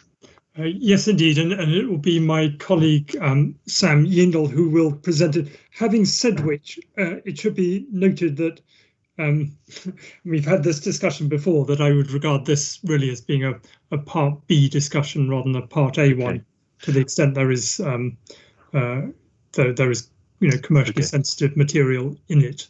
Okay, well, happy to take your lead again, unless someone advises me otherwise. We'll carry over the decision comments we're asked to make to part B when we have that discussion there. All right, paper A13, which, trying to find it in the pack, fast pack that we have. I don't think there is a paper A13, actually, looking at it. I think it comes up later in part B. It's a part B, Chair, yeah. Yeah, there's no paper. So again, colleagues, you're happy to know we're racing through part A, but our revenge comes in part B. So let's take paper A13 as part B as well, if we may. The paper A14 on the accounts and draft annual report. What I was proposing to do is quickly turn pages and just shout if there's something that anyone wanted to add. So looking quickly at the first thing, which was, I think, the report, pension fund annual report and accounts. My report, I think, Mr. Triggs, I sent you some new wording. Grateful if we could pop that in. So that's page 4, and pure vanity, but if you could also use my more updated photo, I'd be very grateful. That one was taken on after a very long election night in 2010, and I've hated it ever since. Feeling rather tired. Pure vanity. I hope no one else has any strong comments on that section. Does anyone have any other comments on slides or pages, sorry, 1 to 10? I didn't have any on those. Looking then at slides 11 to 20, I spotted in the risk management section, I was a bit concerned of the 2 risk areas identified, and this I think comes up in the risk register later, which to emphasize is not our responsibility, but it's certainly something of note, that these seem to be very short-term risks around Brexit and COVID. I mean, they're incredibly important and relevant this year, but given we're supposed to be thinking decades, not months, I didn't see anything highlighted there around what I would consider much bigger risks. So things like that we get our assumptions around risk volatility, long-term returns, correlations, these sorts of things wrong. So some of the assumptions that our actuaries are making, if we get those wrong, those can really, really move things. Whereas I would guess by 2050, Brexit will be a thing for history. Doubt it will be a very major thing then. So I would just suggest these these are the things in our risk register, so perhaps aren't for changing here, but I think we need to raise our eyes a little bit to the horizon to really find out what the real risks are to us rather than just the sort of really short-term ones. I noted in silly thing, page 13, there was a bold missing under the 2016-17 column, so real value added there. And I noted in page 14, which was I think quite an interesting page, around costs that, and it is reflected in the text, that the costs of the scheme in 2019-20 had more than doubled when you look at the investment management line. And I'd just like confirmation from officers that that's a MiFID effect, as in it's just us actually now realizing the true level of costs rather than that we've undertaken to pay vastly higher fees. Yes, Chairman. The costs arise from the cost increases arise from two sources. Firstly, is the cost transparency initiative, whereby costs within such funds as Perford and the private equity portfolio, whereas before they were not separately identified within the fee schedule. For best practice now, those costs are included. And we've made great efforts to extract that information from the fund managers. Now, we did consider restating the previous year's accounts to make a like-for-like comparison, but the external auditor advised it wasn't material and wasn't necessary to restate those accounts. So the 1920 conforms to best practice. And those private equity and Perford costs are transparent. The other factor is also there is quite a considerable amount in terms of costs with regard to the direct property portfolio. So over £1 million worth of stamp duty paid with regard to the purchase of Clapham Junction property and various agency fees and legal fees. So that has made a difference. So those really, Chairman, are the main factors in the difference between the 2 years. That's helpful. I don't know whether there's space, but in the penultimate paragraph in the narrative, maybe we can just add a bit more so that, I think you're right, an auditor wouldn't consider it material, but a journalist or a member of the scheme might question what we've been up to, because it just on the face of it looks like we've doubled the amount we're spending, which, as you've explained, is not really the case. The other thing I just noted is the last paragraph where the administration cost per member increased quite substantially and was above both London and UK LGPS averages. Do we have any sort of background onto why that might be?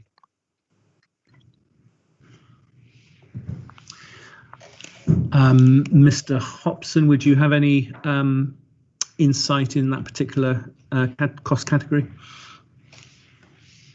Yes, there's a number of issues that have undertaken over recent years to improve data quality. So the committee may or may not be aware that in order to get ready for our triennial valuation, we had to undertake some significant extra project work in collaboration with our admin colleagues to get the data in a better state so that it could be looked at by the actuaries and actually given a proper sense of what the liabilities are worth, because there was a lot of data missing, which is legacy from both previous administrators and also from the change to the BT system where a number of things weren't recorded properly. So there were extra administrative project costs that were undertaken. So that would be a significant part of the increase. It should be noted that Kensington is also a very small fund, so in comparison with wider funds, it will always have slightly higher administration cost per member, given the lower number of members generally. Okay. Who is charged with oversight over the costs of the scheme? It's us, I presume. All these administration costs. Well, in terms of the administration process, I would say there is a delegation to the local pension board for the quality of the admin and KPIs, etc. But ultimately, I would say down to cost, it would be a committee matter. I think I think it would be good at the next meeting, just because it's something that we should understand, so that we can explain it to a third party. And I can't remember us having a look at this recently. We probably ought to just have a paper on the costs. So these numbers, the 579, the 458, and the 6311, just so that we're all aware of them and content that they're good, because they are charges to the scheme and they do affect, going back to that paper earlier, they do affect ultimately the returns. And so I think we're quite good at talking about manager fees, but we probably haven't talked as much about our own internal costs for a little while. So could we sort of have maybe park that and come back to it? Yes, Chair, I can arrange a paper for that. Fabulous. I didn't have any comments on slides 10 to 20 or pages 10 to 20. Colleagues, can you just jump in, because I'm going to do these in blocks of 10. So if you spotted something, just shout, because otherwise it's too complicated. So on slides 20 to 30, I'm trying to turn pages, see if I had anything. I don't think there was anything. No, nothing from any of you. 30 to 40, did anyone spot anything? I spotted one small thing on page 35. The penultimate paragraph on the left says, in addition, there are up to 4 cooperative members who may attend the committee meetings but have no voting rights. My recollection was it was 6, but I may be wrong. Mr. Shepherd can advise. I think you're right, Chair. So I think that's wrong on page 35. Anyone else? 30 to 40? No. 40 to 50. These are all highly value-added things I'm spotting here. Page 43, in the table, the note 10 management expenses, there seems to be something's gone funny with the table. There's a blank on the penultimate line. So I think, and that, yeah, it just doesn't make much sense. So it needs, I think, someone to have a look at that, please. I think there was nothing else on 40 to 50, and I'm not seeing anyone else shouting. 50 to 60. On page 55, again, it's just the format's gone all weird. If you look at page 55, you'll see one table is sort of carried over into the block of text. It just doesn't look right. 60 to 70, if it, gosh, it goes on this thing. I noted on page 69, the middle column starts with consultant and actuaries support the investment committee. I think it needs to be a to support the committee. It's not particularly material. The third paragraph at the last column on the right hand side talks about, whilst the fund has surplus of income over expenditure, the committee is mindful that this position may change in the future and keeps the liquidity of the fund monitored. Is that still true? Do we have a surplus of income over expenditure?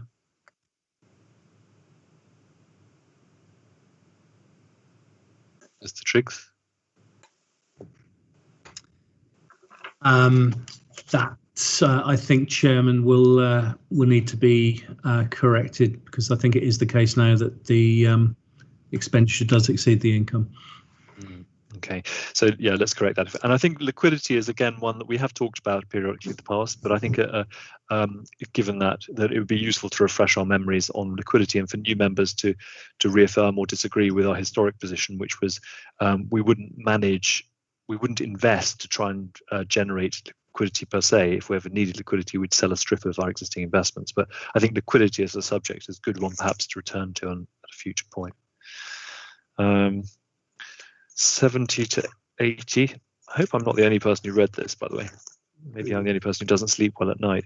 I've already mentioned my points in terms of the risk register on slide 78. But I just think those seem rather short-term points. And if we're, our top risks, particularly on post controls, would still be, I think, about long-term assumptions being wrong. And if those long-term assumptions and correlations were wrong, that would have a much bigger impact than some short-term volatility because of this year's particular issues. But anyway, that's just a suggestion. Maybe that's one if Councillor Williams is here, but one for maybe his pension board to consider. Yeah, I got to page 90 with nothing. No one else? No. We're about 90 to 100. by this stage. I was beginning to lose the will to live, but it's all good stuff. 100 to 110, anyone? Any comments you spotted on there? Actually, it only goes to 108, so there we are. So I haven't heard from anyone else, but officers, if you could just take at least my comments into consideration, I'd be grateful. And similar for the audit report, were there any comments anyone had on this? I don't think I spotted anything on here and was assured by it. No, no one else? Okay, good. In which case, we were asked, I believe, were we asked to sign this off or to note it? Chairman, we were for decision, wasn't it? The annual report is for decision, but the accounts and the audit findings report are just for noting, because they've been approved by the audit committee. Good. Okay. So where's the recommendation? Well, I'm going to take the recommendation as the one that you've just made. Colleagues, do we agree that? Yeah. Yes. Again, I'll take silence as assent. Okay, that's agreed. Thank you. Paper A15 then on the LGPS Civ appointment. The paper explains the issue. Mr. Triggs or someone else, were you going to speak any further to this, or should we just talk about it? Chairman, happy for you to jump straight in. There's nothing further to add on part of officers here. Yeah, so it's a good report. So colleagues, especially new colleagues, the Civ is an important part of the architecture of the LGPS in London. Various decisions are taken at its meetings, some of which can be quite important to us, or at least we want to have the right to participate. As a matter of practical issues, unfortunately, they tend to schedule meetings at times during the working day, which for those of us who have paid employment makes it quite hard to participate. I've long said I'd be really keen to find someone who was interested and had the time to engage on our behalves on this, because I'm not able to do so to the degree which would be ideal. The question I always have for officers is, although currently the key decision delegated this power to me as chairman, presumably it's open to us to go back and seek to vary that key decision if we identified someone else to take the role, or even I'd ask the question, am I able to delegate it myself without further reference to the cabinet or leadership team now? And indeed, if we were to delegate it to someone else, I presume that's acceptable from a Civ perspective. They can't presumably determine who we send. So maybe, I don't know if it's a question for Mr. Shepherd or it's a question for Mr. Triggs, just a governance question. Might be more for Ms. Parker, I think, possibly. Or Ms. Parker even. Yes, hello. It's a decision for the leadership team to make the appointments. So the committee can't delegate a decision can't delegate the appointment to another member of the committee. So the recommendation would have to go to the leader or the leadership team. Okay. So colleagues, it may be, although you will have read the paper, difficult to ambush you, but if there's someone who would be interested to perform this role, it would be useful to know that. Again, if you're ready to take that step now, let me know, or send me an email perhaps afterwards, and then we could consider going through that governance process to have you appointed. But I do think it would be good if we could find someone who has an interest and the capability of engaging with this process, because Civ related matters periodically do come to here, and again, long-standing members will know we've spent quite a lot of time on this in the last few years, and having someone who's going to the meetings, understands what's going on and expresses our view there, because often our view is misrepresented, unfortunately, would be very useful indeed.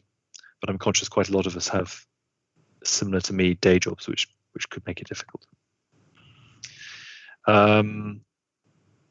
So the recommendation was to consider and recommend to the leader the appointment of the shareholder representatives. I think can we defer that, because I don't think we've got anyone so far who's rushed to put their hand up, but maybe someone will subsequently. Would that be okay, don't know who I'm addressing that question to, Mr. Triggs, Mr. Shepherd, Ms. Parker. Yes, Chairman, it might be that co-opted members might like to put themselves forward now, which would save even better. Absolutely. Would save a delay. I would be delighted. I was seeking to encourage them softly to do so, but so far, as I say, no one's put their hand up. They may want to understand it a bit better. Right, so no one has. So I think if we can, could I ask everyone to consider this? And I genuinely would be very grateful if someone would like to take it on. You may want to offline understand a little bit more about it, and I would suggest either I or officers can give you more of a brief, and then you, having had that brief, you can then maybe take a more informed decision about what it would involve and the time commitment it might involve. And just to emphasise, Chairman, it's only 2 meetings per year in terms of the committee meeting. Absolutely. I suppose that in my mind, I was hoping that someone might also, they might choose to become the subject matter expert around this subject, because there are quite a lot of things going on, and CIF puts out quite a lot of written material, and if someone's interested in the subject, it would certainly, I think, help the committee to have someone who's really, reading all the papers and really understanding it in detail. Good. All right. I think if we can, can we, for the minute, I think we defer a decision on this pending if someone else is willing to take it on. If not, we'll have to think again. Okay, so let's move on to paper A16, which is the minutes of the pension board, which were attached for noting. Can I note those, or is there anything anyone wanted to raise? No? Okay, they're noted. Excellent. Well, I think that brings us to the end of section A, part A of our meeting. So for new colleagues not used to council speak, so part A is the bit which is entirely open to the public to listen to. Part B is reserved for confidential matters, to allow us to talk about commercially sensitive things, and you will have seen the papers. So technical colleagues, do we now need to pause while you do something clever to